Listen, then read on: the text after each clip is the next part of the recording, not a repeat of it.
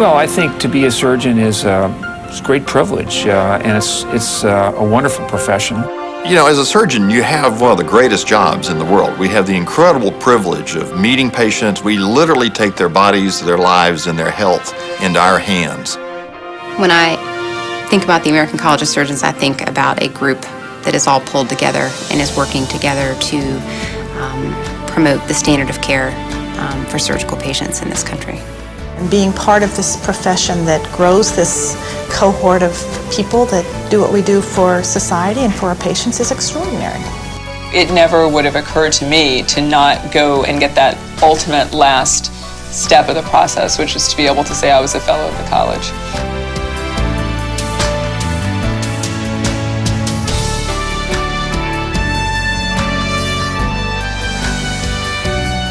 What prompted me to become a member originally when I was a resident is that there's a lot of educational activities through the college.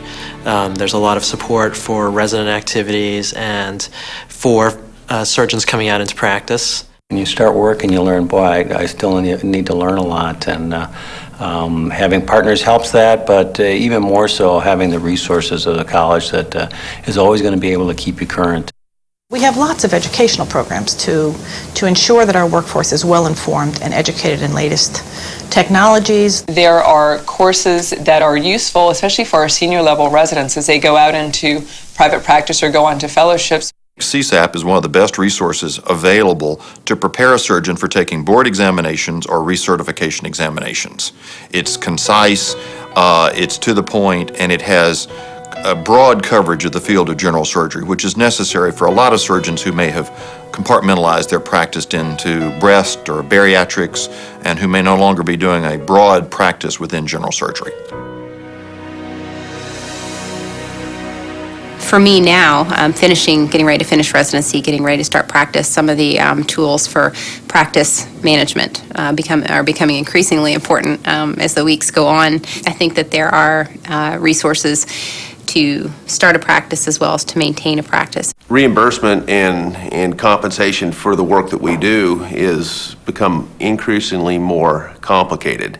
And I don't think that our office could have got through all these changes without the college. They have a whole program that's targeted towards, what are the challenges that you should expect to face when you're going out into practice. When it comes to maintenance of certification, there's a new area that's going to be very important on CME, and that is that we're going to be required to document that 1/4 of our CME is a self-assessment program. Every member board is required to have a 10-year process for which their diplomates enter a program that allows them to, on an ongoing basis over that 10-year period, stay in touch with the board, basically, and let them know that they are continuing to advance their practices. I can use the Journal of the American College of Surgeons, the Surgical Index, and a couple of other items that are online through the portal as a self-assessment tool to document not only am I reading, but I am comprehending what I'm reading.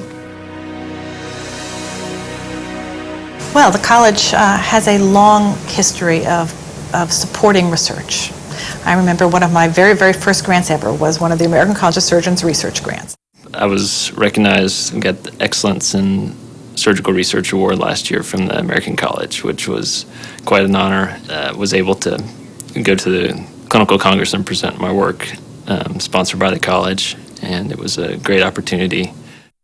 The funds are derived exclusively by contributions from our fellows. College does a lot to promote the quality of care through its research, again through ACOSOG and the Committee on Trauma. ACOSOG is unique in the oncologic groups, the NIH-funded oncology groups, and that we specifically focus the engagement of surgeons in community practice.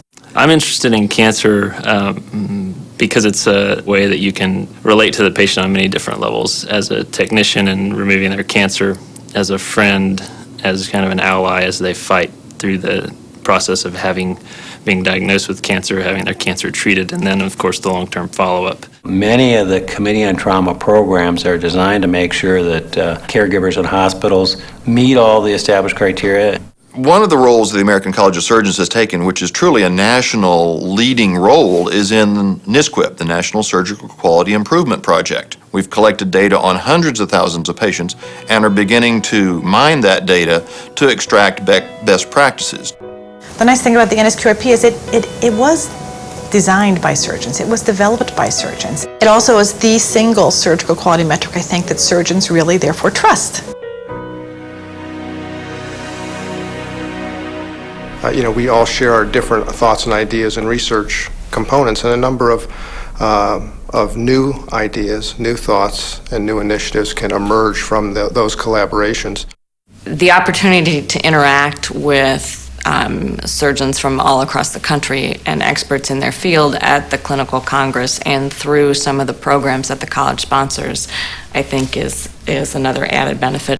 Each year you can go and look and see what's coming out there that's new. And I think that sort of lets you look at new horizons, new opportunities as they are evolving. Ultimately, going to the clinical congress is a way to see what fellowship in the college can mean to you. So there are a lot of opportunities for ongoing interaction and ongoing relationship building with other surgeons. I really believe that our greatest strength is we're the only organization that can truly be an umbrella organization for all of surgery. Medicine in general, and the House of Surgery in particular, in many ways is under siege. I mean, we have sicker patients, less money, more oversight, but not always in a good way, and we're trying to figure out what is the best way to navigate the system to provide good care to our patients and be true to the science. I think the college now really is our voice. It is the single strongest voice we have as surgeons in this country to affect legislation, and this will ultimately affect how all of us practice. It will affect the safety and the care that we give to our patients, as well as how we run our practice. As a member of the college, as one of the surgeons that comes under the umbrella, we have to participate in advocacy, which the college can do on our behalf. Well, one of the decisive factors in the passage of the legislation was the position of the American College of Surgeons and individual trauma surgeons. Their expertise, their credibility, their legitimacy were decisive factors in persuading not only my colleagues but the administration to support the bill. Their evidence was compelling. Their own experience spoke volumes.